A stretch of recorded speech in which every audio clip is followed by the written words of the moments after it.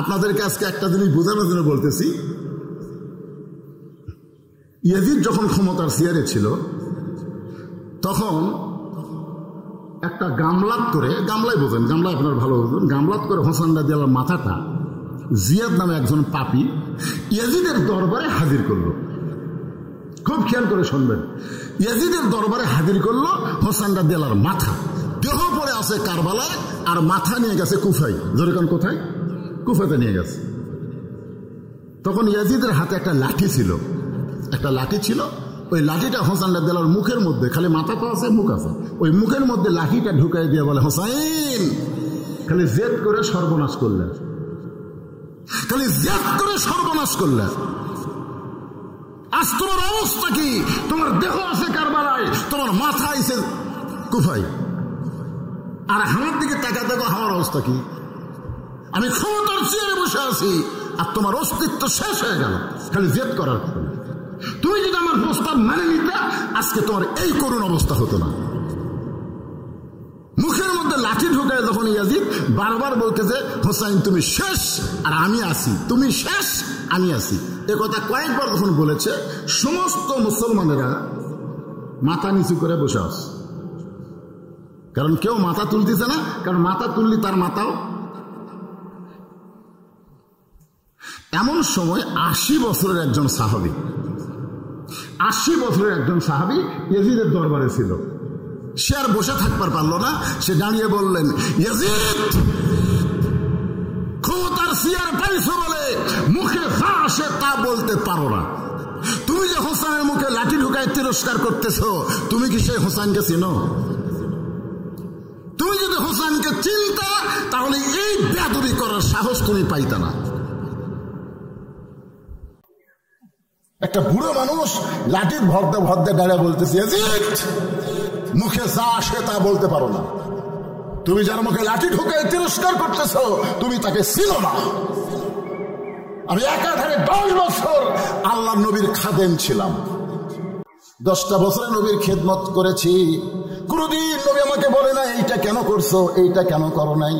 সে আমার বলতেছে, আমি নবীর ঘরের মধ্যে ছিলাম, নবী তখন নামাজের সেজদায়, যে হোসাইনের মুখে লাঠি ঢুকায় তিরস্কার করতেছ, ওই হোসাইন তখন ছোট্ট বাচ্চা। হঠাৎ ঘরের দরজা খুলে নবীর পিঠের উপরে লাফতে উঠে বলতেছে, চল ঘোড়া চল, চল ঘোড়া চল। আমি আনাজ দাঁড়িয়ে দেখতেছি নবী নামাজের সেজদায়, কিন্তু হোসাইন নবীর পিঠে চড়ে বলতে, চল ঘোড়া চল, চল ঘোড়া চল। আমি চিন্তা করলাম ছোট্ট মানুষ বুঝতেছে না, এই কারণেই নবীরে ঘোড়া বানাইছে। আমি আনাজ যখন আমার জায়গা থেকে এসে হোসাইনকে নবীর পিঠ থেকে নামাবার চাই, এমন সময় নবী হাত দিয়ে নিষেধ করলেন। আমি আশ্চর্য হয়ে গেলাম। কিছুক্ষণ পরে হোসাইন বলতেছে যে এই ঘোড়া চলে না, সেই ঘোড়ার পিঠে চড়ে আমার লাভটা কি? মনটা খারাপ করে যখন ঘর থেকে বের হয়ে গেল, আল্লাহ নবী নামাজ শেষ করলেন। আমি নবীর সামনে গিয়ে হাঁটু গেড়ে বসে বললাম, ইয়া রাসূলুল্লাহ, হোসেন আপনাকে ঘোড়া ঘোড়া বলল, চল ঘোড়া চল ঘোড়া বলল, আমি আপনার পেট থেকে হোসেনকে নামাবার চাই, কিন্তু আপনি নিষেধ করলেন। যতক্ষণ হোসেন বসেছিল ততক্ষণ আপনি সেজদা থেকে মাথা তুললেন না। রাসূল বলে, আনাস রে, তুই হোসেনকে নামানোর আগে আমি নিজেই হোসেনকে পিঠ থেকে নামাবার চাইছিলাম, কিন্তু নামাজের মালিক আল্লাহ আমাকে বলল, হাবিব, আপনি যেমন হোসেনকে ভালোবাসেন আমি আল্লাহ তেমন ভালোবাসি। যতক্ষণ আপনার পিঠে ঘোড়া ঘোড়া খেলবে, আপনি খবরদার সেজদা থেকে মাথা তুলতে পারবেন না। আনাস কান্দের বেদিরে, যেই হোসেন নবীর ঘোড়া বানায় খেলাধুলা করেছে, যে আল্লাহ হোসেনকে ভালোবাসে নবীর মতো, আজকে সেই হোসেনের মুখের মধ্যে লাঠি ঢোকে তুমি বললা শেষ হয়ে গেলে। আমি আনাস বলতেছি, হোসেন কোনোদিন শেষ হবে না, বরং তুমি শেষ হয়ে যাবে। একজন মস্ত বড় পয়গম্বর, নাম হলো মুসা কালিমুল্লাহ, নাম শুনছেন তো? উনি মাঝে মধ্যে তুর পর্বতে যেতেন। একদিন তুর পর্বতে গিয়ে দাঁড়িয়ে আছেন। আল্লাহ বলতেছে, মুসা কি খবর? মুসা বলতেছে, আল্লাহ আপনাকে একটা প্রশ্ন করার জন্য দাঁড়িয়ে আছি। তা আল্লাহ বলে, মুসা কি প্রশ্ন? বলে, প্রশ্ন হলো আমার যা আছে আপনার তা নাই। আল্লাহ কয়, মুসা এই প্রশ্ন করার জন্য তুমি দাঁড়িয়ে আছো? তোমার যা আছে আমার তা নাই? মুসা বলতেছে আল্লাহ আমি হিসাব নিয়ে দেখলাম আমার যা আছে আপনার তা নাই। আল্লাহ বলে মুসা তোমার এমন কি আছে যে এটা আমি আল্লাহর নাই? মুসা বলতেছে আল্লাহ আমার মৃত্যু আছে কিন্তু আপনার মৃত্যু নাই। আল্লাহ বলতেছে ঠিকই তো তাই রে। মুসা বলতেছে আল্লাহ আপনি শক্তির কারণে মারতে পারবেন কিন্তু আপনি কোনোদিন মরতে পারবেন না, কারণ মরার মধ্যে যে কি মজা আছে এটা আমি মুসা পাবো কিন্তু আপনি পাবেন না। আপনার বলেন তো মরার মধ্যে মজা না কষ্ট? তাহলে কোরআনের আয়াত আপনার পড়েননি? কুল্লু নাফসিন যায়কাতুল মউত, প্রত্যেকটা আত্মা মৃত্যুর স্বাদ গ্রহণ করবে। স্বাদ মানে কি? মুরগির তরকারি কেমন? সেই মজা স্বাদ। গোস্তের তরকারি কেমন? সেই মজা স্বাদ। তাহলে আপনি যদি গোস্তের তরকারির স্বাদ বোঝেন, মাছের স্বাদ বোঝেন, তো মরার একটা মজা আছে সেটা বুঝবেন না? মরার মজা কি? মরা কিন্তু লাগবেই, যতই গরম লাগুক আর যতই দৌড়াদৌড়ি করেন মরা লাগবেই। খালি একটা কথা বিশ্বাস করেন, কিন্তু আমরা সাধারণভাবে মরবো না, আমাদের মৃত্যুটা যেন জান্নাত পাওয়ার কারণ হয়। জোরে কোন সুবহানাল্লাহ। যেরকম আজকের আমার ভাই বললেন ওয়ালা তামুতুন্না ইল্লা ওয়া আনতুম মুসলিমুন, তোমরা মুসলমান না হইয়া মরিও না। আল্লাহ বলে মুসা মৃত্যু তোমার কাছে কেমন মনে হয়? মুসা বলতেছে আল্লাহ দুনিয়ার জীবনে আপনি যত নিয়ামত আমাকে দিয়েছেন, আমাকে নবীর নিয়ামত দিয়েছেন, কালিমুল্লাহর নিয়ামত দিয়েছেন, লাঠির নিয়ামত দিয়েছেন, সুবহানাল্লাহ, বহু নিয়ামত আপনি আমাকে দান করেছেন। সমস্ত নিয়ামতের ভিতরে মৃত্যুটাই হলো আমার কাছে সবচাইতে বড় নিয়ামত। আপনারা সুবহানাল্লাহ সবাই বললেন না? বড় কি? আপনারা সূরা ফাতিহার শেষে কি বলেন? আনতা আলাইহিম, আল্লাহ তাদের মধ্যে আমাদের শামিল করো যাদের উপরে তুমি নিয়ামত খুশি হয়ে গেছো। সুবহানাল্লাহ বলেন। আল্লাহ বলে মুসা মানুষ দুনিয়াতে গিয়ে মরতে চায় না, সেই মৃত্যুটা তোমার কাছে উত্তম মনে হওয়ার কারণ কি? নিয়ামত মনে হওয়ার কারণ কি? মুসা বলতেছে আল্লাহ কারণ হলো তিনটা। আমার আঙ্গুলের দিকে তাকান, কয়টা? আল্লাহ বলে মুসা কি কারণ? তিন কারণ। আপনি বলেন তো আল্লাহ কারণ জানে কি জানে না? জানার পরেও আল্লাহ কেন শুনবার চায়? এই কারণেই শুনবার চায় আল্লাহ মুসা নবীর মাধ্যমে আমাদেরকে জানাবার চায়। জোরে কান সুবহানাল্লাহ। হ্যাঁ, তো কান করবার না, আমরা কি দিয়ে শুনি? আল্লাহ কান দিয়ে শুনে। আল্লাহ কি দিয়ে শোনে? আল্লাহ কি দিয়ে দেখে? আল্লাহ ক্ষমতা যদি কি হাতে, তাহলে আল্লাহ ক্ষমতা কি? এই জিনিসগুলো রূপ করতে ব্যবহার হয়েছে। পরিষ্কার করে আপনাদের বলে দেবো, কোনো টেনশন নেই, একটু মনোযোগ দিবেন। আল্লাহ মুসকে মুসকে হাসতেছে। মুসা কিন্তু আল্লাহ দেখবার পায়নি, কিন্তু আল্লাহর সাথে কথা বলার কারণে যখন এই যে স্ক্রিন টাচ মোবাইল ছিল না, তখন কিন্তু বাটন মোবাইল ছিল, ঠিক কিনা বলেন? তা আপনার এক সন্তান যদি ঢাকার থাকে, মোবাইল করতে করতে যদি কান্দে, আপনি কি বুঝতে পারবেন না? পারবেন না। কিন্তু আপনি দেখতে পাচ্ছেন না, কিন্তু মোবাইল করে কথা বলতে বলতে কানতে আপনি বুঝতে পারবেন। যদি হাসে আপনি বুঝতে পারবেন না। তো মুসা বলতেছে আল্লাহ আপনি হাসেন কেন? আল্লাহ বলতেছে আমার হাসার কারণ হলো তুমি বড় চালাক, তুমি বড় চালাক। আল্লাহ বলে মুসা আমি আবার কেমনে চালাক হইলাম? আল্লাহ বলে মুসা রে, আল্লাহর জন্য যারা জীবন দিবে, আল্লাহর জন্য যারা জীবনকে অক্ষ করে রাখবে, আমি আল্লাহ বলতেছি তারা কোনোদিন মরবে না। আপনাদেরকে আজকে একটা জিনিস বোঝানোর জন্য বলতেছি। ইয়াজিদ যখন ক্ষমতার চেয়ারে ছিল, তখন একটা গামলাত করে, গামলাই বোঝেন, গামলা আপনার ভালো বোঝেন, গামলাত করে হোসেন রাদিয়াল্লাহর মাথাটা জিয়াদ নামে একজন পাপী ইয়াজিদের দরবারে হাজির করলো। খুব খেয়াল করে শুনবেন, ইয়াজিদের দরবারে হাজির করলো হোসেন রাদিয়াল্লাহর মাথা। দেহ পড়ে আছে কারবালায়, আর মাথা নিয়ে গেছে কুফায়। যেরকম কোথায়? কুফাতে নিয়ে গেছে। তখন ইয়াজিদের হাতে একটা লাঠি ছিল, একটা লাঠি ছিল। ওই লাঠিটা হোসেন রাদিয়াল্লাহর মুখের মধ্যে, খালি মাথা তো আছে, মুখ আছে, ওই মুখের মধ্যে লাঠিটা ঢুকাই দিয়ে বলে হোসাইন খালি জেদ করে সর্বনাশ করলে, খালি জেদ করে সর্বনাশ করলে। আজ তোমার অবস্থা কি? তোমার দেহ আছে কারবালায়, তোমার মাথা আছে কুফায়, আর আমার দিকে তাকা দেখো আমার অবস্থা কি। আমি ক্ষমতার চেয়ারে বসে আছি আর তোমার অস্তিত্ব শেষ হয়ে গেল খালি জেদ করার। তুমি যদি আমার প্রস্তাব মানে নিতে, আজকে তোমার এই করুণ অবস্থা হতো না। মুখের মধ্যে লাঠি ঢুকে যখন ইয়াজিদ বারবার বলতেছে, হোসাইন তুমি শেষ আর আমি আছি, তুমি শেষ আমি আছি, এ কথা কয়েকবার যখন বলেছে, সমস্ত মুসলমানেরা মাথা নিচু করে বসে আছে। কারণ কেউ মাথা তুলতেছে না, কারণ মাথা তুললি তার মাথাও। এমন সময় 80 বছরের একজন সাহাবী, 80 বছরের একজন সাহাবী ইয়াজিদের দরবারে ছিল। সে আর বসে থাকবার পারলো না, সে দাঁড়িয়ে বললেন, ইয়াজিদ, ক্ষমতার চেয়ার পাইছো বলে মুখে যা আসে তা বলতে পারো না। তুমি যে হোসেনের মুখে লাঠি ঢুকায় তিরস্কার করতেছো, তুমি কি সেই হোসেনকে চিনো? তুমি যদি হোসেনকে চিনতা তাহলে এই বেয়াদবি করার সাহস তুমি পাইতা না। এখন আপনারা চিন্তা করেন তো, বুড়া মানুষ লাঠি ভর দে কি বসিছে না দাঁড়াছে? আর এখনকার বুড়া মসজিদের যায় সিয়াল্লা বসে। কেন যুবকদের চাইতে বুড়াদের ইমানের পাওয়ার বেশি হবে, কারণ বুড়ারা হলো সত্যের যুগের মানুষ আর যুবকরা হলো ভেজাল যুগের মানুষ। এখানে যারা মুরব্বী আছে আমরা এখনো সিজার করা না, আর বর্তমানে অধিকাংশ বাচ্চারা হলো সিজার করা। ধরে কথা কর না কেন? আপনি জানেন এই অ্যানালগ আর সিজারের মধ্যে তফাৎ কি? একটা সিজার করার বাচ্চা ভালো হবে না, একটাও হবে না। যে কয়টা সিজার করা এই মোবাইল ছাড়া ভাত খায় না, মোবাইল ছাড়ার কান্না থামে না। জোরে কোনো কথা ঠিক কিনা? হ্যাঁ,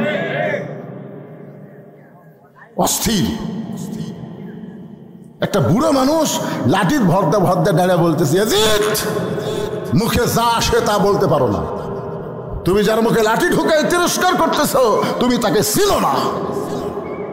আমি একাধারে 10 বছর আল্লাহর নবীর খাদেম ছিলাম। গোলাম ছিল এ কথা বলা যাবে না, গোলাম রসুল নাম রাখা যাবে না। কেউ যদি বলে গোলাম রসুল হারাম, গোলাম রব্বানি রাখা যাবে। আমার কথা দিয়ে খেয়াল করবেন, কি রাখা যাবে? গোলাম রব্বানি, গোলাম রব্বানি, রব্বানির গোলাম। রব্বানি মানে কে? আমাদের রব, রবের গোলাম। গোলাম রসুল রাখা যাবে না, গোলাম রব্বানি রাখা যাবে। তো এখন আমি 10 বছর নবীর কি ছিলাম? খাদেম ছিলাম। খেদমত করার জন্য না, নবীর কোনো খেদমত লাগে নাই। একদিন আনাস বলতেছে, আল্লাহ নবী আমারে বলল, আনাস তুমি ফাতেমার বাড়ি থেকে একটু জৈতুনের তেল নিয়ে আসো। এই বলে আমার একটা গিলাস দিয়ে পাঠিয়ে দিল। আমি আনাস রাস্তার মধ্যে দেখলাম কতগুলো যুবক দাঁড়িয়ে কি যেন করতেছে। আমি এসে দেখলাম যুবকেরা একটা খেলাধুলা করতেছে। গিলাসটা হাতে নিয়ে আমি যুবকদের সঙ্গে খেলাধুলা শুরু করে দিলাম। আল্লাহ নবী ঘন্টার পর ঘন্টা হয়ে যায়। আনাস ফাতেমার বাড়ি থেকে যখন তেল নিয়ে আসতেছে, নবী চিন্তায় পড়ে গেল, ছোট্ট মানুষ না জানি কোথায় গেল। রাসূল রাস্তা নিয়ে দেখতেছে ছেলেদের খেলার মধ্যে আনাস সামিল হয়ে গেছে। আল্লাহ নবী দাঁড়িয়ে দেখতেছেন আর মুস্কি মুস্কি হাসতেছেন। জোরে গেল সুবহানাল্লাহ। যেই মাত্র আনাসের চোখ নবীর দিকে, সঙ্গে সঙ্গে আনাস থরথর করে কাঁপতেছে, কারণ তার মনে পড়ে গেল নবী তো আমাকে তেল নেওয়ার জন্য ফাতেমার বাড়িতে পাঠাইস। নবী দৌড়ে গিয়ে আনাসের মাথাটা নিজের বুকের মধ্যে চেপে ধরে বললেন, এই বয়সের বাচ্চারা আর চাইতে আর ভালো কি হবে? জোরে গান সুবহানাল্লাহ। আনাস বলতেছেন, 10টা বছরে নবীর খেদমত করেছি, কোনোদিন নবী আমাকে বলে না এইটা কেন করছো, এইটা কেন করো নাই। সে আনাস বলতেছে, আমি নবীর ঘরের মধ্যে ছিলাম। নবী তখন নামাজের সেজদায়, যে হোসেনের মুখে লাঠি ঢুকায় তিরস্কার করতেছো, ওই হোসাইন তখন ছোট্ট বাচ্চা। হঠাৎ ঘরের দরজা খুলে নবীর পিঠের উপরে লাফ দিয়ে উঠে বলতেছে, চল ঘোড়া চল, চল ঘোড়া চল। আমি আনাস দাঁড়িয়ে দেখতেছি নবী নামাজের সেজদায়, কিন্তু হোসাইন নবীর পিঠে চড়ে বলতে, চল ঘোড়া চল, চল ঘোড়া চল। আমি চিন্তা করলাম ছোট্ট মানুষ বুঝতেছে না, এই কারণেই নবীরে ঘোড়া বানাইছে। আমি আনাস যখন আমার জায়গা থেকে এসে হোসাইনকে নবীর পিঠ থেকে নামাবার চাই, এমন সময় নবী হাত দিয়ে নিষেধ করলেন। আমি আশ্চর্য হয়ে গেলাম, কিছুক্ষণ পরে হুসাইন বলতেছে যে এই ঘোড়া চলে না, সেই ঘোড়ার পিঠে চড়ে আমার লাভটা কি? মনটা খারাপ করে যখন ঘর থেকে বের হয়ে গেল, আল্লাহ নবী নামাজ শেষ করলেন। আমি নবীর সামনে গিয়ে হাঁটু গেড়ে বসে বললাম, ইয়া রাসূলুল্লাহ, হুসাইন আপনাকে ঘোড়া ঘোড়া বললো, চল ঘোড়া চল ঘোড়া বললো, আমি আপনার পিঠ থেকে হোসেনকে নামাবার চাই, কিন্তু আপনি নিষেধ করলেন। যতক্ষণ হোসেন বসেছিল ততক্ষণ আপনি সেজদা থেকে মাথা তুললেন না। রাসূল বলে, আনাস রে, তুই হোসেনকে নামানোর আগে আমি নিজেই হোসেনকে পিঠ থেকে নামাবার চাইছিলাম, কিন্তু নামাজের মালিক আল্লাহ আমাকে বলল, হাবিব, আপনি যেমন হোসেনকে ভালোবাসেন আমি আল্লাহ তেমন ভালোবাসি। যতক্ষণ আপনার পিঠে ঘোড়া ঘোড়া খেলবে আপনি খবরদার সেজদা থেকে মাথা তুলতে পারবেন না। আনাস কান্দের রে, যেই হোসেন নবীর ঘোড়া বানায় খেলাধুলা করেছে, যে আল্লাহ হোসেনকে ভালোবাসে নবীর মতো, আজকে সেই হোসেনের মুখের মধ্যে লাঠি ঢোকায় তুমি বললা শেষ হয়ে গেলা। আমি আনাস বলতেছি, হোসেন কোনোদিন শেষ হবে না, বরং তুমি শেষ হয়ে যাবে। আপনার বলেন তো, গোটা বাংলাদেশের প্রত্যেকটা পাড়ায় পাড়ায় হোসেন আছে না নাই? এই ধরে এখন আছে না নাই? কিন্তু গোটা পাড়া খুঁজে দেখেন তো, গোটা পাড়া না, আপনাকে গোটা আক্কেলপুর খুঁজে দেখেন তো, একটা ইয়েজিদ পাওয়া যাবে? ইয়েজিদের নামে কাউকে পাওয়া যাবে? তাহলে শেষ হলো কে? হোসেন ইয়েজিদ। তোমরা এজিদের মতন ক্ষমতা পাইয়া বাংলাদেশের ভালো মানুষগুলোকে তোমরা ফাঁসি দিছ। যাদেরকে ফাঁসি দিয়েছ তাদের নাম কিয়ামত পর্যন্ত মানুষ শ্রদ্ধার সাথে স্মরণ করবে, আর যেই বেটি ফাঁসি দিছে ওর নাম কেউ ঘৃণা করে উচ্চারণ করবি না। জোরে কোন কথা ঠিক কিনা? আমার খালা সম্পর্কে খালা, তার মেয়ের একটা মেয়ে হয়েছে, খালা আমার মোবাইল করে বলছে, বাবা হুজুর মানুষ, অনেকদিন পর একটা নাতনি পাইছি, একটা ভালো নাম রাখো তো। আমি বললাম, খালা একটা ভালো নাম আমার মুখের উপর খুবই ঘুরতেছে, হাসিনা। খালা 30 সেকেন্ড আর কোনো কথা কয়নি, খালা গো গো গো করতেছে। আমি বললাম, খালা কি হলো? এই তুই আলেম না সালেম? তুই যে আওয়ামী লীগের চান্সে তা তো আমি জানতাম না। হাসিনা হলো একটা খুনি, হাসিনা হলো একটা ফ্যাসিস্ট, আর তুই বলিস আমার নাতনির নাম তোমার হাসিনা? নামের কি অভাব পড়ছে নাকি? আমি তখন বুঝলাম আবু সাইদ প্রত্যেকটা পাড়ায় পাড়ায় জন্ম নেবে, আর কমপক্ষে 50 বছর বাংলাদেশের কোন মেয়ে জন্মালে তার নাম কেউ জানা সত্ত্বেও হাসিনা থুবি না। জোরে কর কথা, কথা না ভাইজান, একটু মনে রাখবেন, ইয়াজিদ শেষ, হোসেন। আল্লাহ বললেন, মুসা মৃত্যুকে পছন্দ করার 3 নম্বর কারণ কি? মৃত্যুকে পছন্দ করার 3 নম্বর কারণ কি? তাহলে 1 নম্বর কারণ হলো না মরলে জান্নাতে যাওয়া। মনে রাখবেন ভাইজান, এইবার যে কারণ আসতেছে এটা যে এত মজার কারণ বুঝলেন, খালি বুঝালেন, মরা লিয়া কোনো টেনশন করা রাখবে না, মরে বাবারে ও বাবা মরে, এই টেনশনই থাকবে না। কারণ দুনিয়াতে এসেছি যাওয়ারই জন্যে, আমরা কি থাকার জন্য আছি? আপনি যতই 3 তলা 4 তলা 5 তলা করেন, থাকার জন্যে, যাওয়ার জন্যেই। এখন আল্লাহ বলতেছে, মুসা মৃত্যুকে পছন্দ করার 3 নম্বর কারণ কি? আল্লাহ সবই জানে বারে, কিন্তু আমাকে জানানোর জন্যে মুসার মাধ্যমে আল্লাহ জানাচ্ছে। তোর কারণ সুবহানাল্লাহ, কি একটা কারণ আসতেছে। এই কারণ আসার আগে আমার মা বোনদের জন্য 10টা মিনিট একটু ওয়াজ করা লাগবে। ওরা আবার খেপে যাচ্ছে, ওরা কই কে না, ধনতলা মামুদপুর আমাকে জন্য এত ওয়াজ করলো, ওই এলাকার 2-4টা নিয়ে থাকছে কেন, আসে নাই কখন? আর এখানে এসে হুজুর কি এক মরার ওয়াজ ধরলো। এই জন্যে মেয়েরা ভালো হলে তো আমাকেই লাভ। লাভ কার? খুবই গরম লাগতেছে আপনাদের? খুবই খারাপ লাগতেছে? একটু হুঁহা করেন বাবা। গভীর রাত্রে আল্লাহ নবী ঘুম থেকে চেতন পাইছে। চেতন পাওয়ার হলো কারণ হলো খাদিজাতুল কুবরা। কে? নবীর এই ডান হাতখানা বুকের মধ্যে না ফোপায় ফোপায় কাঁদতেছে। তো আল্লাহ রাসূল বলে, খাদিজা কান্দার কারণ? বলে, হুজুর কান্দার কারণ হলো যে কোনো সময় আমার মৃত্যু হবে। দেখছেন ইমানদারের কথা, যে কোনো সময় আমার মৃত্যু হবে। তো মরার আগে আমি কোনো খোঁজ খবরই পেলাম না। মরার আগে আমার জন্য কোনো খবর আছে? আল্লাহ রাসূল বললেন, খাদিজা এই দুনিয়াতে 10 জন পুরুষকে আল্লাহ জান্নাতের সার্টিফিকেট দিছে। কয়জন?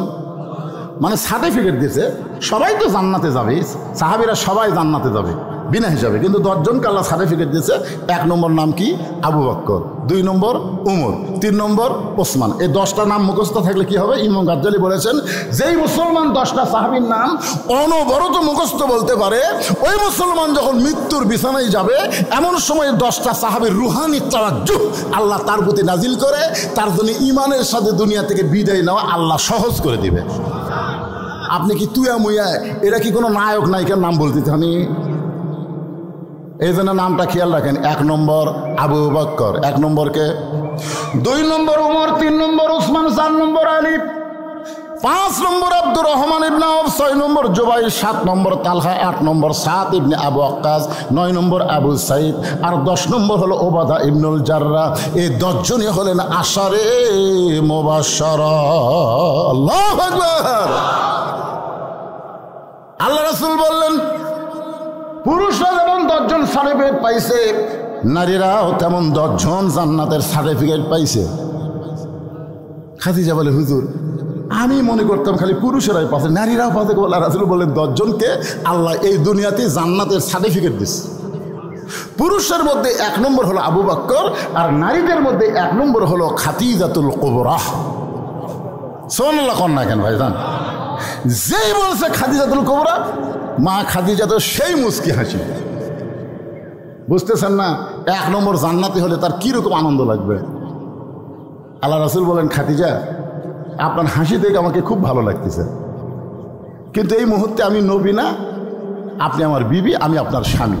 আমি স্বামী হয়ে আপনার কাছে জানতে চাচ্ছি, আল্লাহ যখন আপনাকে 1 নম্বর জান্নাতি নারী করছে, তাহলে 2 নম্বর জান্নাতি কে হলে ভালো হয়? মানে এমনি জানতে চাচ্ছি আর কি, স্বামী স্ত্রীর মধ্যে একটা গল্প। তো খাদিজা বলছে, তো হুজুর ফাতেমা হলে ভালো হয়। কে হলে ভালো হয়? ফাতেমা হলে ভালো হয়। রাসূল বলেন, খাদিজা আল্লাহ আপনাকে 4টা মেয়ে দিছে, জয়নাব, রোকেয়া, কুলসুমা, ফাতেমা। তো অন্য 3টা মেয়ের কথা না বলে আপনি সরাসরি ফাতেমার কথা বললেন। খাদিজা বলছে, হুজুর আপনি বাবা, তো আপনি বুঝবেন না, আপনি যে বাবা আপনি বুঝবেন না, আমি মা হইয়া বুঝতে পারি। সুবহানাল্লাহ। মারাত্মক কথা। বাবারা কি বোঝায়?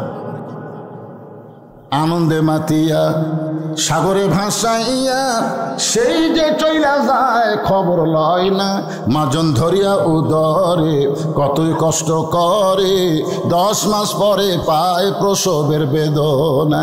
খাদিজা বলতে, যে হুজুর জয়নাব যখন জন্ম নিল, আমার পেটে উঁচা হলো, আমার পেটের মধ্যে ওজন হলো, জন্ম নেওয়ার সময় আমার প্রসব ব্যথা হলো।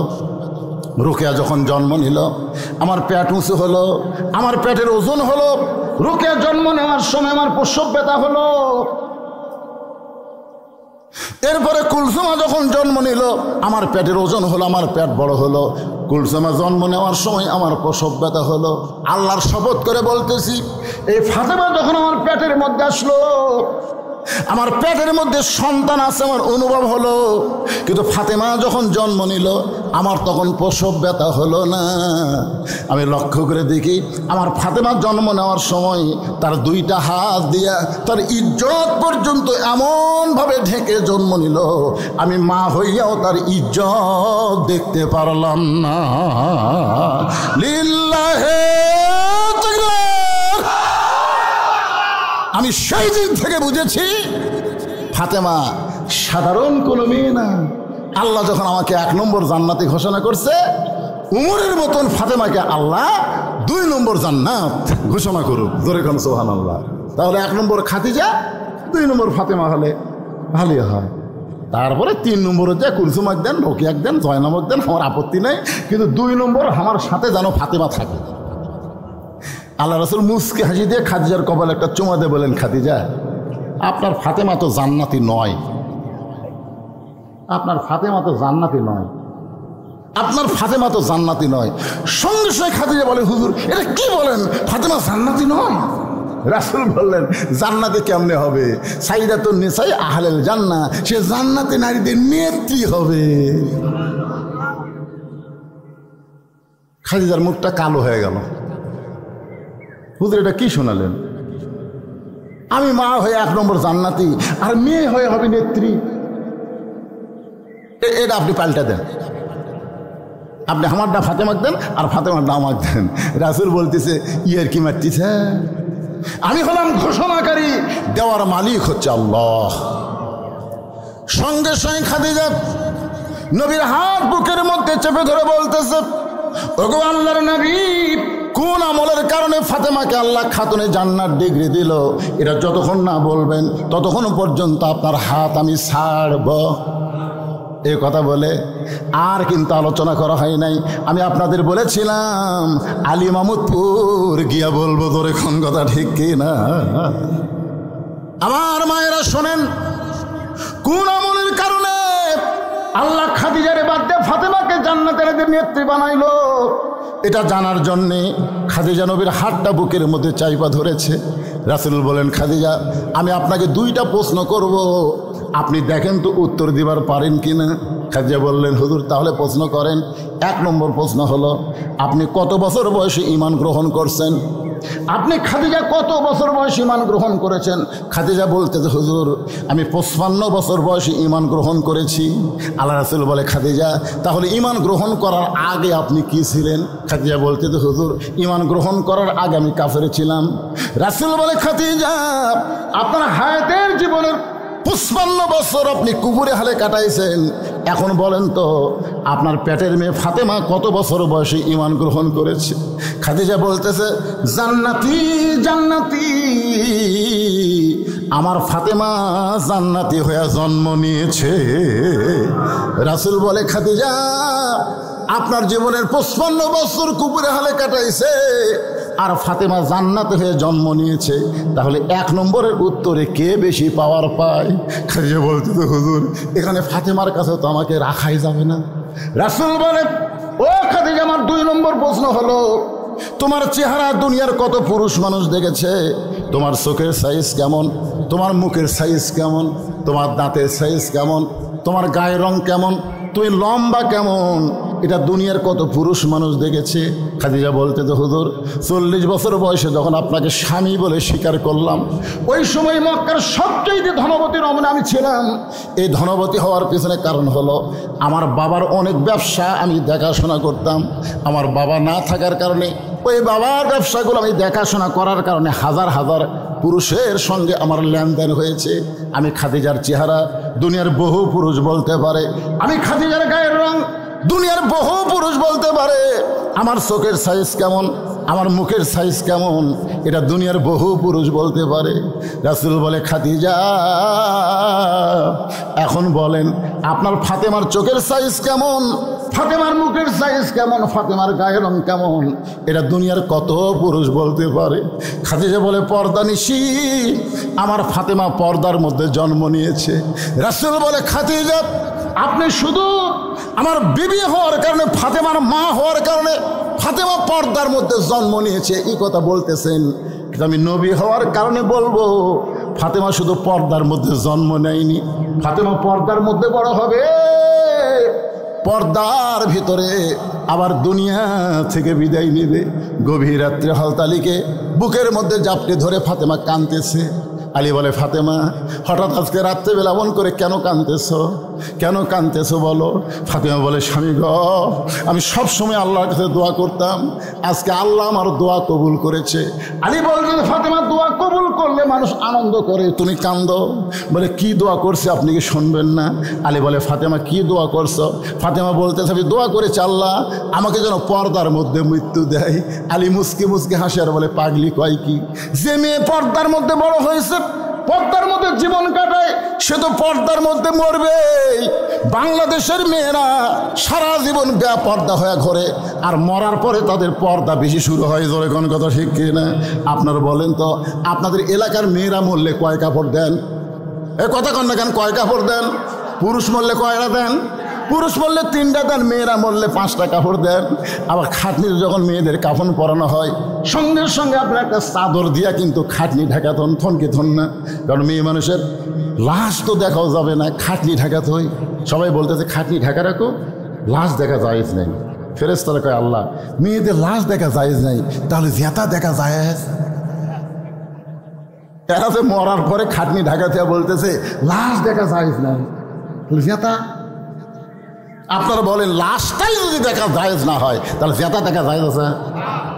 হঠাৎ মেয়েটাকে যখন কবরে নামানো হচ্ছে, এক দুলা ভাই দৌড়ে এসে বলতেছে আমার আদরের শালী হঠাৎ করে মরে গেছে, আমি একটু লাশটা ধরে কবরে নামাবো। যদি এ কথা কোনো দুলা ভাই কয়, আপনার সঙ্গে সঙ্গে মুফতি হয়ে বলবেন হারাম। সবাই মুফতি হবে, মুফতি বোঝেন না, ফতুয়া দিবি হারাম। শালীর লাশ দুলা ভাই স্পর্শ করা হারাম। দুলা ভাই সাইডে যা মুচকি মুচকি হাসতেছে। একদিন বলে হাসিস কেন? বলে এই শালী যখন জেতা ছিল কতদিন আমার হাত ধরে ঘুরিছে, এক শালাও হারাম কয়নি। কতদিন আমার মোটর সাইকেলের পিছনে বসেছে, হাইড্রোলিক ব্রেক করলে শালি ভয় হামাক চাপে ধরছে, একটা লোক হারাম কয়নি। আজ মরে গেল, লাশ ধরে হারাম। তাহলে বাংলাদেশে হারাম কখন হয়? তখন বলতেছে মূল্যে হয় রে, মূল্যে হয়। গোটা পাড়ার লোক দেখেছে, আর মরার পরে ওর লাশটা খাটনিটা পর্যন্ত ঢাকা রাখছে। জোরে কথা কন না কেন ভাইজান? আলী বলতেন ফাতেমা, আল্লাহ তোমার দোয়া কবুল করেছে, তুমি আনন্দ করো, কারণ সারা জীবন পর্দার মধ্যে থেকেছো, আল্লাহ পর্দার মধ্যেই তোমার মৃত্যু দোয়া কবুল করেছে। ফাতেমা বলে স্বামী গো, এই মৃত্যুটা কবে হবে সেইটাকে আপনি শুনবেন না? আলী মুসকি মুসকি হাসের কপালে চুমাতে বলে ফাতেমা, মরার খবর একমাত্র আল্লাহ ছাড়া দুনিয়ার কেউ জানি না।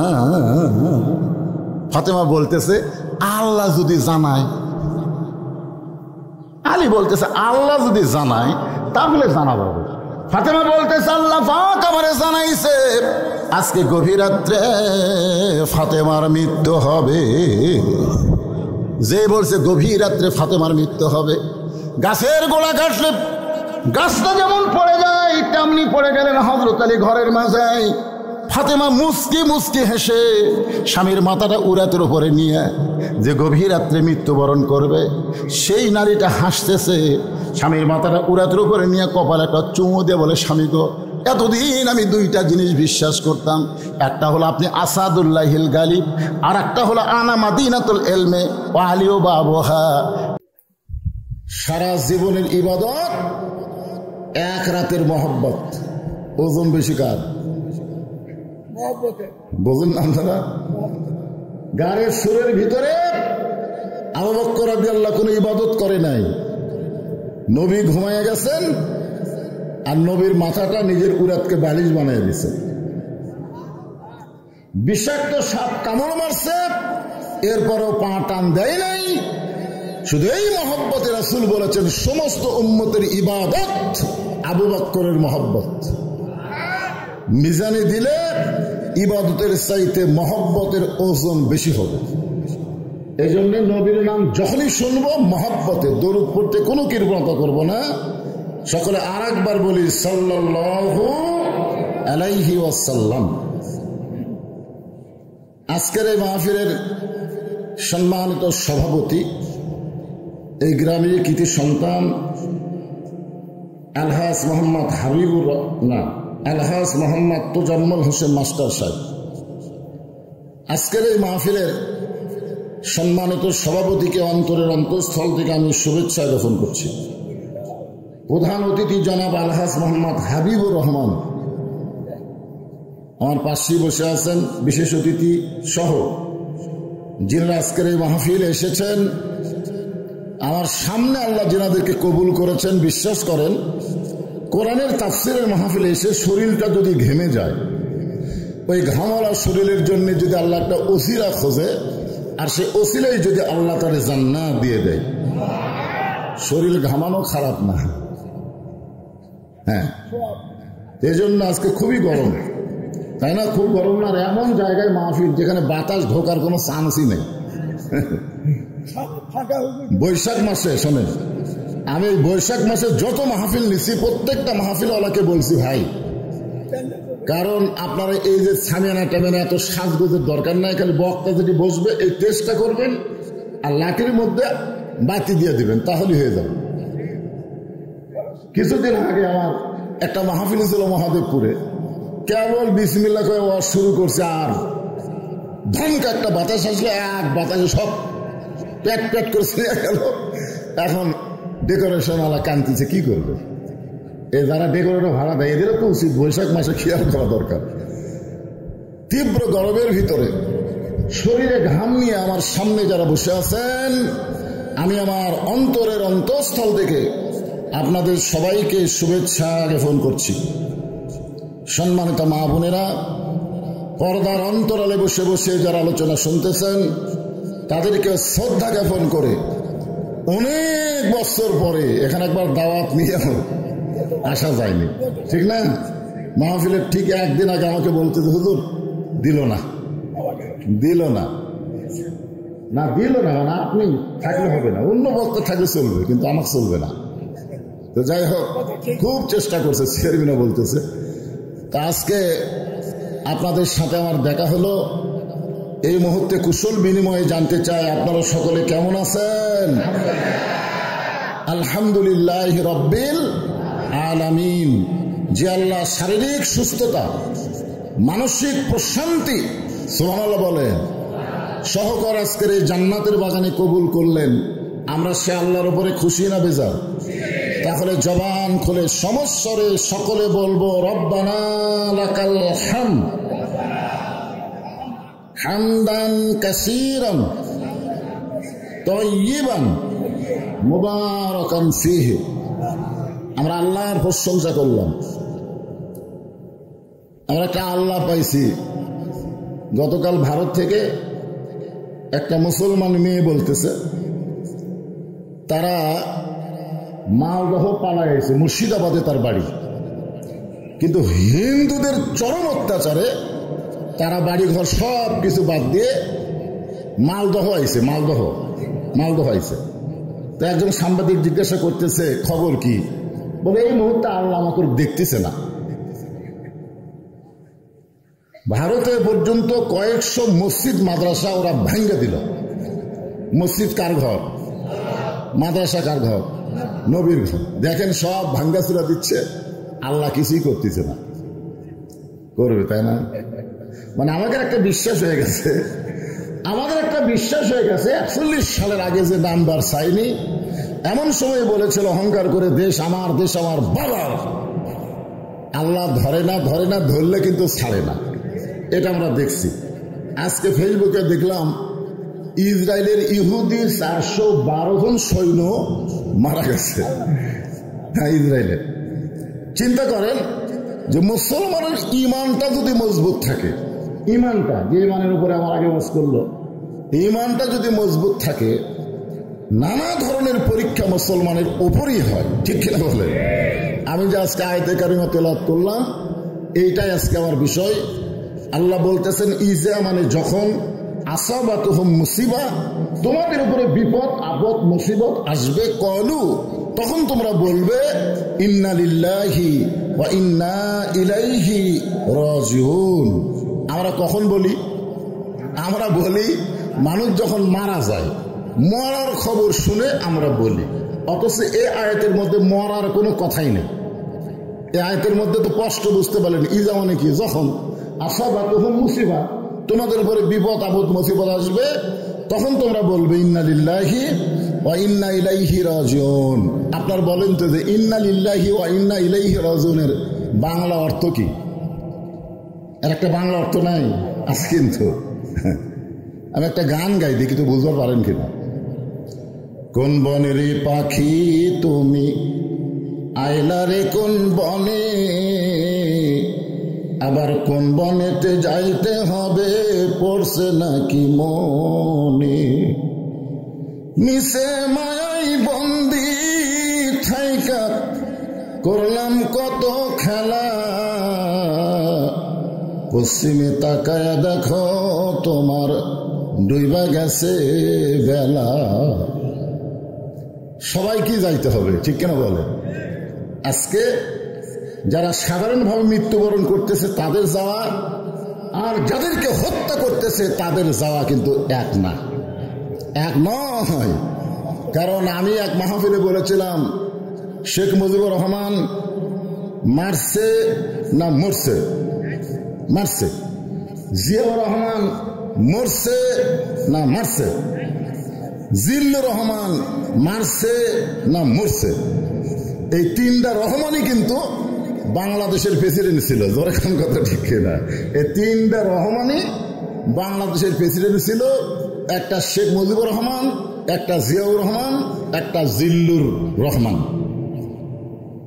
কি বুঝতেছেন?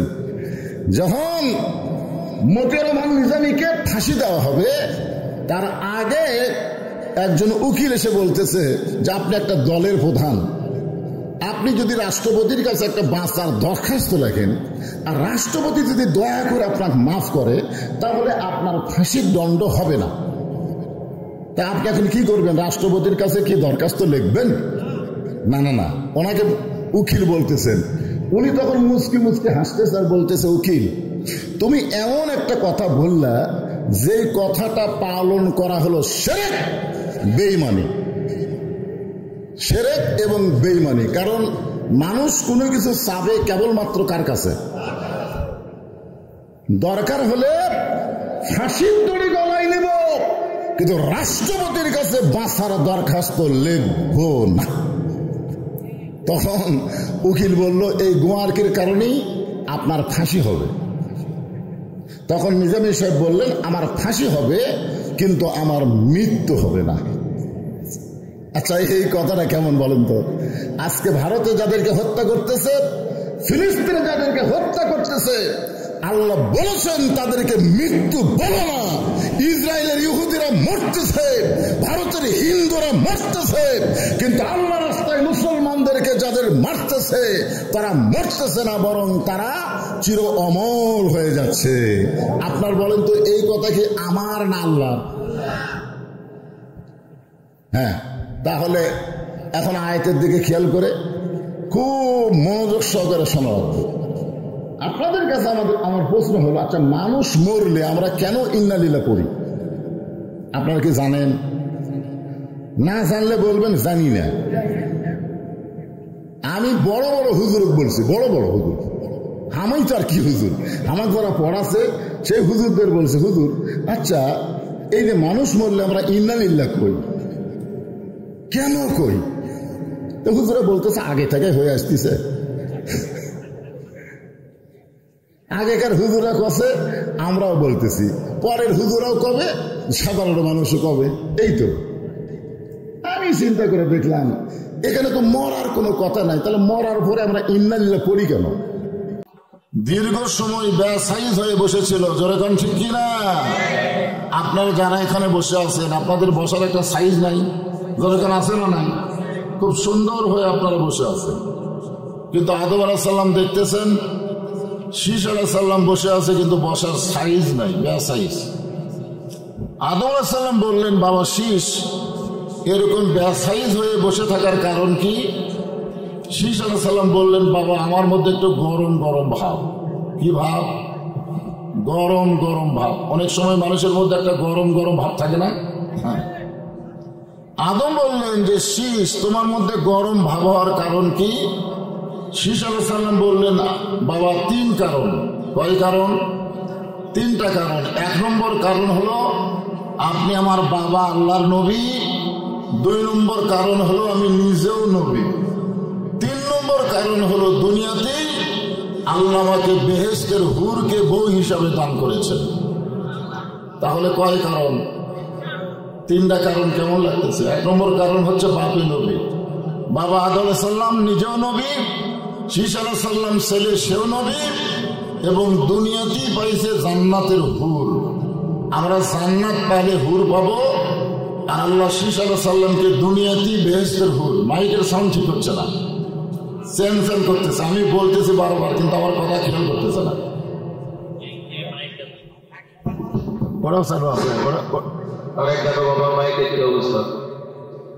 এই কোনটা মাইক? আমাদেরকে ধন্য করেছেন এবং বিশেষ অতিথি জনাব ইকরামুল বারী টিপু, সাবেক সাধারণ সম্পাদক বাংলাদেশ জাতীয়তাবাদী দল এবং সাবেক উপজেলা চেয়ারম্যান মান্দা, উনি মঞ্চ উপবিষ্ট হয়েছেন, আমাদেরকে ধন্য করেছেন। মহোদয়কে আসন গ্রহণ করার জন্য আমি বিনীতভাবে অনুরোধ করছি। ধন্যবাদ। আপনারা বলেন তো, দুনিয়াতে আপনারা কি পাইছেন? বিয়ে করার পরে কি পাইছেন? বউ বউ। আর জান্নাতে গেলে আপনারা কি পাবেন? এখন হুর আর বউ, এই দুইটার মধ্যে সুন্দর কোনটা?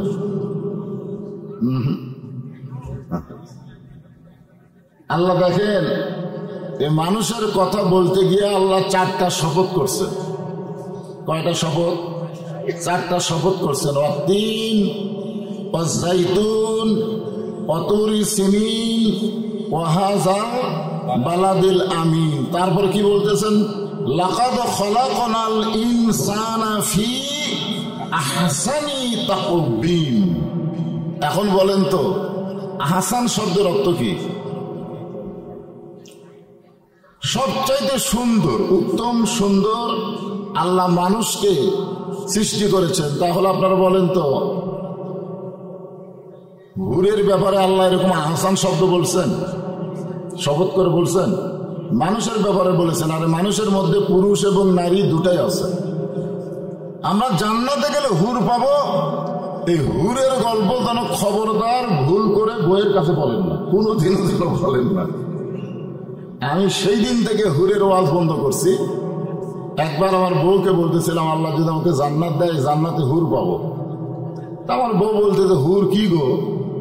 আমি বললাম, হুর হলো সুন্দরী নারী, নাকের সাইজ, চোখের সাইজ, মুখের সাইজ। বলতে বলতে বউ দেখি বগলের ভিতরে বালুস নিয়ে চলে যাচ্ছে।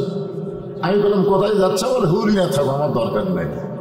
এই জন্য আমরা বলবো, মা বোনেরা যারা পর্দার অন্তরে আছেন, শীস আলাইহিস সালামের জোড়া কোন মেয়ে দুনিয়াতে ছিল না বলে আল্লাহ তাকে জান্নাত থেকে একটা হুর পাঠাইয়া এই দুনিয়াতে তাকে বউ হিসেবে কবুল করেছে। সাল্লাল্লাহু আলাইহি ওয়াসাল্লাম সমস্ত জান্নাতি নারীদেরকে আল্লাহ হুরদের নেত্রী বানায় দিবে। জোরে কোন সুবহানাল্লাহ। তাহলে মেয়েরা আর মন খারাপ করবে না। আদম আলাইহিস সালাম বললেন, বাবা শীস, নবীর বেটা নবী না হইয়া, বেহেশতের হুরের স্বামী না হইয়া, আখির জাহানের পয়গম্বরের উম্মত যদি হতে পারতে, তাহলে তোমার জীবন ধন্য হয়ে যেত। বুঝবার পারেননি? বুঝবার পারলে এইরকম সুবহানাল্লাহ। আমি কি কইলাম? নবীর বেটা নবী না হয়ে, বেহেশতের হুরের স্বামী না হয়ে, আখির জাহানের পয়গম্বরের উম্মত যদি হতে পারতে, তাহলে তোমার জীবন ধন্য হয়ে যেত। কি আখির জাহানের পয়গম্বরের নাম কি? আমাদের নবীর পরে আর কোন নবী আছে নাকি? এদের বাংলাদেশে কিছু আছে কাদিয়ানি। আমাদের বগুড়াতে কাদিয়ানিদের একটা মসজিদ আছে। আসলে মসজিদ না, কাদিয়ানির কি করে আল্লাহ ভালো জানে। আল্লাহ কোরআনে বলেন, মা কানা মুহাম্মাদুন আবা আহাদিন মির রিজালিকুম ওয়ালাকিন রাসূলুল্লাহি ওয়া খাতামান নাবিয়্যিন। আমাদের নবীর পরে কোন নবী নাই। সবাই বলবেন, আমাদের নবীর পরে কোন নবী। কেউ যদি নিজকে নবী বলে দাবি করে আর তার যারা অনুসারী তারা সকলে হবে কাফের। আমি যেই বলবো কাদিয়ানি, আপনারা বলবেন কাফের। কাদিয়ানি আপনারা এখানে বলতেছেন মিডিয়ার মাধ্যমে গোটা পৃথিবী হচ্ছে। জোরে কার কথা ঠিক না? এই যে অনেকে আমাকে দেখেননি, ঘরের মধ্যে এক লোক যা বললো, হুজুর বহুদিন হলে আপনার ওয়াজ শুনি, কিন্তু আজকেই প্রথম দেখলাম। তার মানে কি, আমার ওয়াজ আমি সরাসরি না আসলে ওয়াজ কিন্তু গোটা পৃথিবী চলে যায়। জোরে কোন ঠিক কিনা? এই মিডিয়ার মাধ্যমে। তাহলে আমি যেই বলবো কাদিয়ানি, আপনারা জোরে বলবেন কাফের। আল্লাহ খুশি হবে, আমাদের নবীর প্রতিও ঈমান বেড়ে যাবে। জোরে কোন কথা ঠিক কিনা? কাদিয়ানি আরো জোরে, মাশাআল্লাহ। তাহলে আখির জাহানের পয়গম্বর বলতে আমাদের নবীকে আদম নবী বুঝাইছে। জোরে কোন কথা ঠিক কিনা? শীস আলাইহিস সালাম লাভ দিয়ে উঠছে। এতক্ষণ আসছিল বসে বেসাইজ, এবার লাভ দিয়ে বলতেছে, বাবা নবীর বেটা নবী না হইয়া, বেহেশতের হুরের স্বামী না হইয়া, আখির জাহানের পয়গম্বরের নবীর উম্মত হলে জীবন ধন্য হতো কেমনে? আর আপনি যে বললেন এটা ধন্য কেমনে হতো, আদম বললেন তাহলে একটা শোনো, আমি জীবনে একটা ভুল করছিলাম। আদম নবী কিন্তু অপরাধ করেনি, কোন নবীর দ্বারা আল্লাহ অপরাধ করে নেয়নি। এই কারণে আল্লাহ বলেছেন কুল্লু নাবিয়ুন মাসুমাইন, প্রত্যেকটা নবীরাই হলো বেগুনা মাসুম। সুবহানাল্লাহ। আদম আলাইহিস সালাম কোনো অপরাধ করেনি, তবে একটা ভুল করছিল। ভুলটা কি জানেন? যখন আল্লাহ তাআলা আদম নবীকে জান্নাত থেকে বের করে দিচ্ছেন, জান্নাত থেকে যে বের করে দিবেন এটা তো সৃষ্টির আগেকার ঘোষণা। আল্লাহ বলেছেন ওয়াইয ক্বালা রাব্বুকা লিল মালায়েকাতি ইন্নী জাইলুন ফিল আরদি খলিফা। যখন আদমকে তৈরি করেনি তখনই আল্লাহ বলেছেন দুনিয়াতে খলিফা করে পাঠানো হবে, দুনিয়াতে কোনো মানুষের রাজত্ব চলবে না, দুনিয়াতে মানুষের খেলাফত চলবে। জোরে কোন কথা ঠিক কিনা? আজকে অনেকে বলে দেশ আমার, এই দেশ আমার বাপের। এক বোন বলতেছে আপা 18 কোটি মানুষকে যদি আপনি খাওয়াতে পারেন 12 লক্ষ রোহিঙ্গা মুসলমানকে খাওয়াতে পারবেন না? দেখছেন বেগম হাসিনা বলতেছে এক ভাষণে যে আমার বোন রেহানা আমাকে বললো যে আপনি 18 কোটি মানুষকে যদি খাওয়াতে পারেন তাহলে 12 লক্ষ রোহিঙ্গাদেরকে আপনি খাওয়াতে পারবেন না। আপনারা বলেন তো খাওয়ানোর মালিককে? ভারত তো মনে করছিল যে আমরা পেঁয়াজ বন্ধ করে দিব, আলু বন্ধ করে দিব, চিনি বন্ধ করে দিব, বাংলাদেশ না খায় মরবে। ওরা বন্ধ করে দেওয়ার পরে আপনারা বলেন তো দাম কমিছে না বাড়িছে? জোরে কোন কমিছে না বাড়িছে? তার মানে বাংলার মুসলমান ভারতের দিকে তাকায় না, আমেরিকার দিকে তাকায় না, আস্তাইনু বিস-সাবরি ওয়াস-সালাহ, তারা আল্লাহর কাছে চাই ধৈর্যের নামাজের মাধ্যমে। জোরে কোন কথা ঠিক কি না? আল্লাহ দিবার পারে কি পারে না? ওয়া মিন দাব্বাতিন ফিল আরদি ইল্লা আলাল্লাহি রিজকুহা। আদম নবী ভুলটা কি করছিলেন সেটা বলতেছি। যখন আল্লাহ জান্নাত থেকে বের করে দিচ্ছেন এমন সময় বলতেছে আল্লাহ আমাকে আপনি খামাখা জান্নাত থেকে বের করে দিচ্ছেন। আল্লাহ বলতেছে খামাখা কেমনে? বলে আমি গন্ধম গাছের কাছে যাইনি। এই কথাটা খেয়াল করবেন, আদমের জাত কথাটা খেয়াল করবেন। যেটা পর্দাত আছে ওলা হাওয়ার জাত। জোরে কোন কার জাত? এতদিন হাওয়ার জাতেরাই বাংলাদেশের ক্ষমতায় ছিল, খালি অশান্তি। এবার আদমের জাত একটা নবীর নামে নাম। জোরে কোন কথা ঠিক কিনা? ভারতকে বুড়ে আঙ্গুল দেখে চিনে গেছে। জোরে কোন কথা ঠিক কিনা? মরদ মানুষের পাওয়ার আছে, মরদ মানুষের কি আছে কথা কন? আর রিজালু কাওয়ামুনা আলান নিসা, পুরুষেরা থাকবে মেয়েদের উপরে না তলে? উপরে না নিচে? উপরে থাকবে। পুরুষেরা থাকলে আল্লাহ রহমত বরকত হবে। সুবহানাল্লাহ। সবই আলোচনা হবে ইনশাল্লাহ, তবে কথা প্রসঙ্গে যেটা বলতেছে একটু মনোযোগ দেন।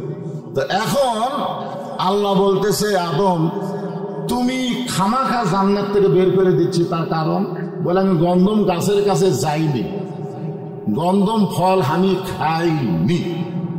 গন্ধম ফল যে শরবত করে হাওয়া আমাকে খাওয়াইছে তাও আমি জানবার পারিনি। যখন জানবার পারছি সাথে সাথে আমার ডান হাতখানা গলার মধ্যে ঢুকে দিয়ে আমি রক্ত বমি করছি। আমি ইচ্ছা করে একটা ঢোকো খাইনি। আপনারা বলেন তো রমজান মাসে উযু করার সময় আমার এলাকার মুসল্লি এটা কুলি করতে পানি একটু মনে মনে মনে চিন্তা করছে হয়তো আলা জিবার ভিতরে গেছে, কেউ কিন্তু দেখছে, কিন্তু কুলি করার সময় ওর মনে হতে করে করতেছে। আমি বললাম ভাই কি হয়েছে? বলে হুজুর আমার মনে হয় 8 ফোঁটা পানি এটি গেছে। আমি বললাম দেখো দুনিয়ার কেউ দেখেনি, আমরা কেউ জানি না, তোমার মনে হয় তুমি ওয়াক করতেছো, তার মানে রমজান মাসে 1 ফোঁটা পানি তোমার আলা দিবার তলে গেছে, তুমি আল্লাহর ভয়ে ওয়াক করতেছো। কিন্তু তুমি যে মাঝে মধ্যে সুদ খাও তখন তো ওয়াক করো, অনেকে ঘুষ খায় তখন ওয়াক করে না, তখন কি আল্লাহ দেখতে পায় না? যখন পাইকে পায় না। আদম বলতেছে আল্লাহ আমার মুখের মধ্যে গন্ধম শরবত জানার পরে আমি ডান হাতখানা মুখের মধ্যে ঢুকাই দিয়ে রক্ত বমি করলাম। এখন বলেন তো আমার দোষটা কোন জায়গায়? আদম বলতেছে আমার দোষটা কোন জায়গায়? আল্লাহ বলতেছে তোমার কোনোই দোষ নেই, তোমার একটা ভুল হলো তুমি হাওয়ার দিকে খেয়াল করনি। আদম, তুমি সত্যি করে বলো তো, হাওয়া তোমার কে হয়? আদম বলতেছে, আল্লাহ, হাওয়া আমার বউ হয়। আল্লাহ কয়, আদম, হাওয়া তোমার কে হয়? আদম বলতেছে, আল্লাহ, হাওয়া আমার বউ হয়। আল্লাহ বলে, আদম, হাওয়া তোমার কে হয়?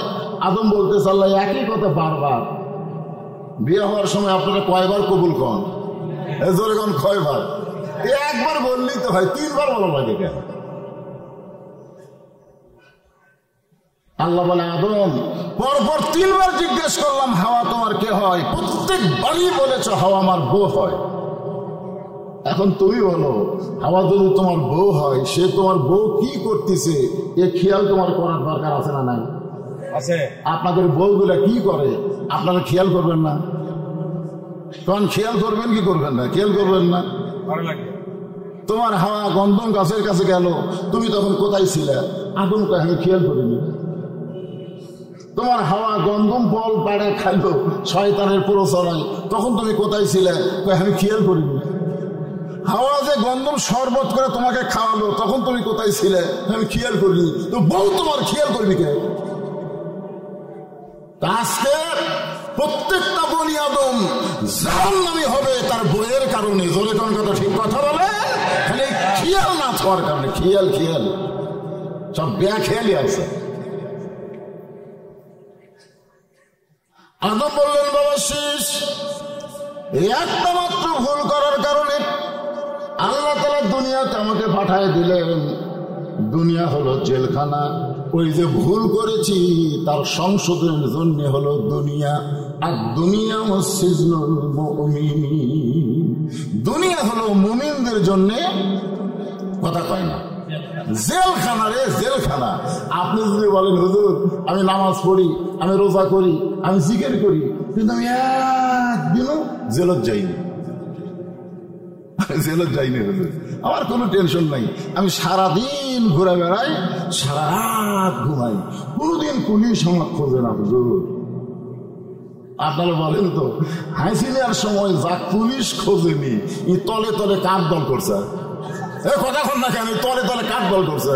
ওই পুরো শয়তানের দল করছে, এই কারণে খোঁজেনি। তোর কোন কথা ঠিক কিনা? ইমানদার যদি হও, তুমি আরামে দুনিয়াতে বসবাস করবা। আজকে ফিলিস্তিনের মুসলমানের জন্য আমরা চোখের পানি বের করি, কিন্তু আমরা তো জানি না ফিলিস্তিনের একজন মা তার সন্তানকে জন্ম দিয়ে কি নিয়োগ করে। সন্তানকে জন্ম দেওয়ার সময় নিয়োগ করে, আল্লাহ আমার একটা ছেলে হলে আমি তোমার রাস্তায় মুজাহিদ বানাবো। মুজাহিদ তো মুজাহিদ যদি বানাই, ওরা তো শহীদ হবে। ফিলিস্তিনের বাচ্চারা, ফিলিস্তিনি মুসলমানেরা মরে নাই, ওরা জান্নাতের পাখি হয়ে ঘুরতেছে। ধরে কোন কথা ঠিক না? আমাকে একজন বলল, হুজুর আল্লাহ সাইদি হুজুরকে জেলের মধ্যে থেকে বার করে হাসপাতালে যায়, মানলো কেন? আমি পেলাম, তুই সাইদি হুজুর ওয়াজ শুনছো?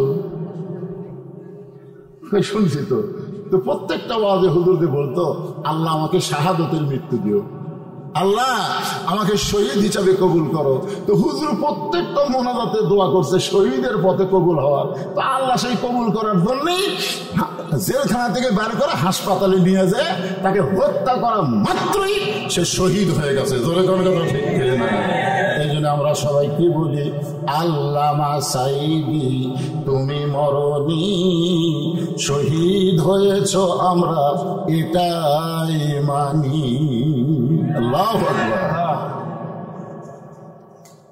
এই দুনিয়াতে 100 বছর কোন কিতাবে লিখছে 300 বছর, কোন কিতাবে লিখছে 350 বছর। আদম নবী একটা আয়াত পড়ে পড়ে আল্লাহর কাছে কাঁদলেন। আমার সামনে যারা আছেন সবাই যদি পারেন, এটা কিন্তু মোনাজাতের মধ্যে আমরা বলি, রব্বানা পড়েন, রব্বানা যালামনা আনফুসানা ওয়া ইল্লাম তাগফির লানা ওয়া তারহামনা লানাকুনান্না মিনাল খাসিরিন।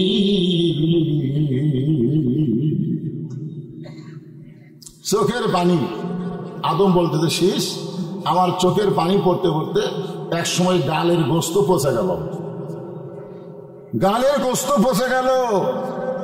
এরপরে বর্তমানে যেখানে আল্লাহর কাবা ঘর, তখন কাবা ঘর ছিল না, কাবা ঘরের জায়গা ছিল। আল্লাহ রাসূল মেরাজ করে আসার পরে এরকম আঙ্গুল দিয়ে দেখাতেন। সাহাবেরা বললেন, হুজুর কি দেখান? রাসূল বললেন, এ কাবা বরাবর চতুর্থ আসমানে একটা ঘর আছে। এই যে কাবা দেখতেছিল মক্কায়, তারা কাবা ঘর দেখছেন, এই কাবা বরাবর চতুর্থ আসমানে একটা ঘর আছে। সে ঘরের নাম হলো বাইতুল মামুর। সুবহানাল্লাহ বলেন। বাইতুল মামুর বরাবর হলো আল্লাহর আরশ। জোরে কোন সুবহানাল্লাহ। এই জন্যই কিন্তু বলা হয়েছে ইন্না সালাতা তানহানিল ফাহশাই ওয়াল মুনকার, একমাত্র নামাজই পারে মানুষকে যাবতীয় বেহুদা খারাপি কাজ থেকে বাঁচাই দিতে। আজকে যদি কোরআনের শাসন চালু হয়, কোরআনের দল যদি ক্ষমতা আসে, তাহলে ক্ষমতার চেয়ার পাওয়ার সঙ্গে সঙ্গে আল্লাহর আইন হলো আল্লাযীনা ইম্মাক্কান্নাহুম ফিল আরদ আকামুস সালাত, নামাজ যদি কায়েম হয়, বড় বেলাল দহর একটা যুগ মেলাদ ঘুরতে পারতো না। জোরে গান কথা ঠিক কিনা? আপনারা বলেন কোরআনের মাহফিল বাদ দিয়ে বাহিরে ঘোরা এটা ভালো কাজ না বেহুদা কাজ? এ কথা কান ভালো কাজ না বেহুদা কাজ? চিন্তা করছেন? আমি সেই নামাজের আয়াত দিয়ে আজকে আপনাদেরকে আলোচনা শোনাবো। ইনশাআল্লাহ। নামাজ পড়েন? ইনশাআল্লাহ পড়ি। সারা জীবন পড়ে কিন্তু পরীক্ষা পাস করে না। সারা জীবন পড়ে কিন্তু পাস করে না। আপনার বলেন তো এই পড়ার নাম কি?